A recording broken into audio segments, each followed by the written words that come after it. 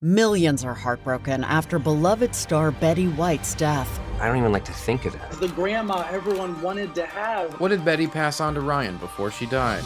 It's a secret. The devastating secret behind Betty's positivity finally revealed. It was a love affair. It was heartbreaking. Betty's last word was Alan.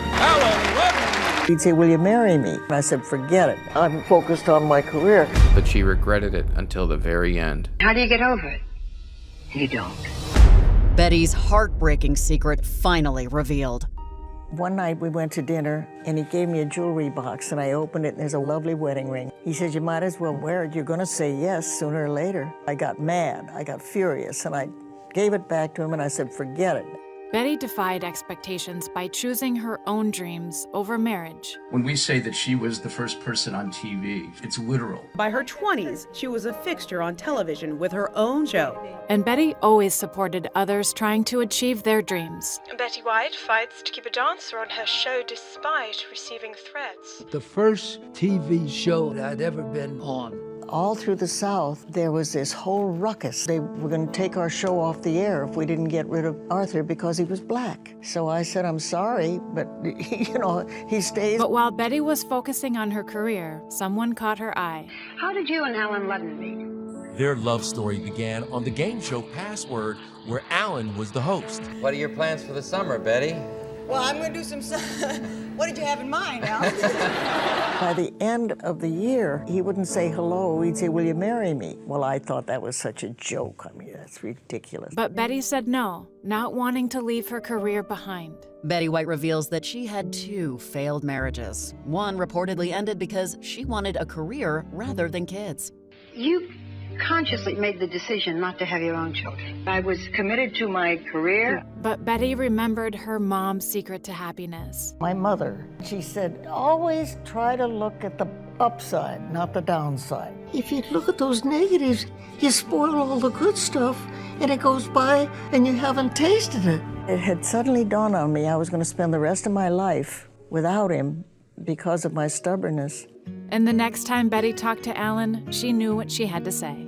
Finally, Easter came along, and he sent me this beautiful little stuffed bunny with earrings on its ears. It just said, "Please say yes." That night when he called me, I didn't say hello, I said yes. And as Betty's star grew, Alan supported her the way she always wanted. How's Betty? She's fine. She's taping a show. I hope she's enjoying.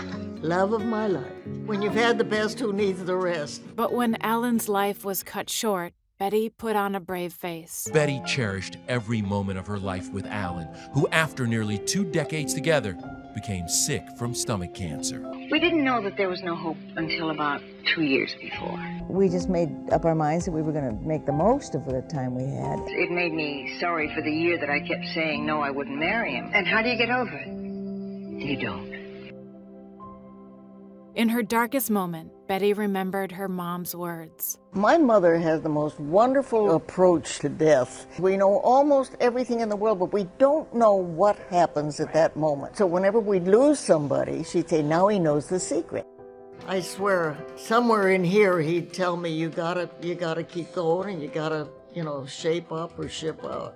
He's still so very much around. Overcoming her grief, Betty was determined to appreciate every moment and spread happiness through her work. With each passing decade, Betty's career just seemed to get better and better. It's putting one foot in front of the other and making the most that you can of each day. That is why so many people from so many generations related to Betty White as the grandma everyone wanted to have. And Betty was offered an opportunity that would give her a lifelong friendship. She's this incredibly authentic, charming, talented, funny woman. And I think that's what really makes her special. I wound up being lifelong friends with the cast. She gets up to leave, and everyone's sad because it's her last shot, and She's just walking out the door to say goodbye, and she turns around, right, and she says, "This is the most fun I've ever had, standing up."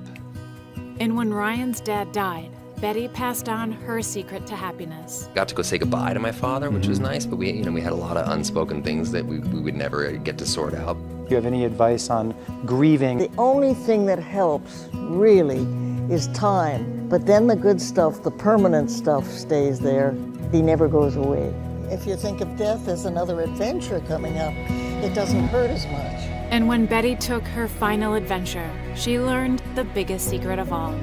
She has shown that it doesn't have to stop when you're 65, even 70 years old. You can go into your 90s and continue to do everything you used to do before. I think her legacy is there is always a silver lining, and she embodies that. Betty's friend revealed that Betty's last word was her husband's name, Alan. Ryan Reynolds and wife Blake Lively welcome a new baby girl named Betty. When Betty passed on New Year's Eve, Ryan Reynolds posted a tribute to his friend saying, quote, "The world looks a little different now.